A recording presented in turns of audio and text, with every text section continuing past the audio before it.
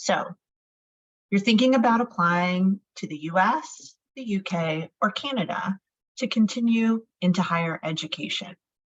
Great. There's an astonishing number of high quality higher education institutions in these countries. But how do you get in? We've all heard a story about the confusing nature of admissions in these countries. It usually goes something like this. I heard that Aaron applied to MIT and was rejected. How did that happen? He's the smartest student in our school, and he had an almost perfect mark on the SAT. His IB predicted scores were a 40. They must have missed something. From a distance, we can likely accept the fact that admission into universities like MIT, Oxford, Cambridge, Stanford, and any others you can name is difficult. And that is true. But without other culturally based reference points, we cannot fully understand this difficulty and make adjustments to our own approaches to understand them and our own approaches to our application process to fit those processes and procedures. Admission to university in many Western cultures is confusing because they practice holistic admission. In the most basic definition, holistic admission means that each applicant is evaluated for academic and non-academic elements of their application and selected for admission from there. Great, clears it all up, right? I'm kidding, of course. Even understanding the basic definition of holistic admission does not mean we fully understand it in practice or we understand the deep cultural reasons why it exists. Holistic admission means that every aspect of a student's application is considered when they apply, every aspect. So they're not just looking at grades or marks that the student has earned. They're looking more closely at what courses the student has chosen to take. That matters too.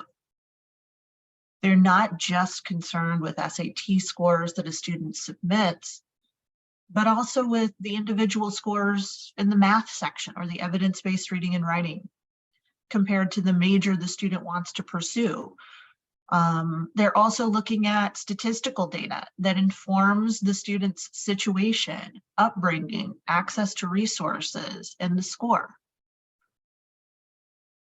They're not just looking at academic elements of a student's application.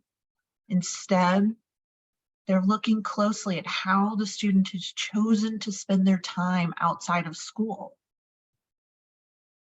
They're not just concerned in admission offices with what the student chose to spend their time on outside of school, but they're looking at the next layer. How deeply did the child engage? How have they affected change in their community? How have they impacted others around them with their efforts and presence in a positive way? Holistic admission is rooted in the Western cultural idea of individualism. In individualistic societies, all people, even young people and young adults applying to university, are viewed as individuals. What this really means is that their individualism is used to frame their entire application.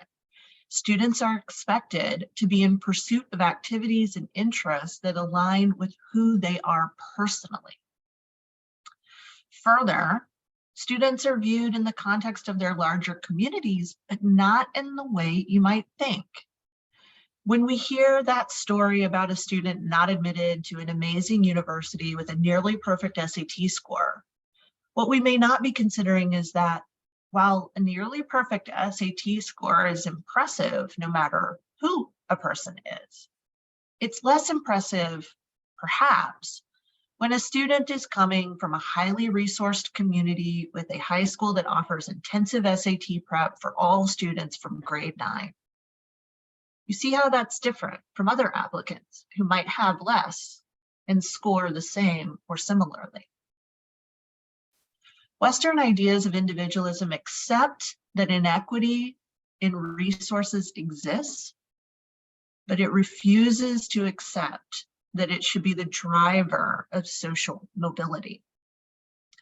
Holistic admission is rooted in the idea that hard work and self-reliance are just as important as perfect grades and test scores. The holistic application approach is also rooted in the individualistic idea that an individual knows what they like, what they do not like, and that the individual will pursue their passions accordingly without judgment. Often our approach to the extracurricular piece of university admission is to presume that there is a right way to combine activities to check all the boxes. This is an approach that shows a misunderstanding of the cultural underpinnings of holistic admission. A student's extracurricular profile should reflect their individual interests, passions, and preferences, whether those are varied and wide-ranging or very specific and narrow in their scope. The individual should follow their own guiding light on these choices. Holistic admission at its most basic level means that all elements of the application for admission are important. But when we add cultural competency to understand this process, we see that it is more nuanced than that. Holistic admission seeks to understand the individual behind the academics, who they are, what they care about, how they are working to pursue their own passions and interests, and how they will continue to do that on a university campus.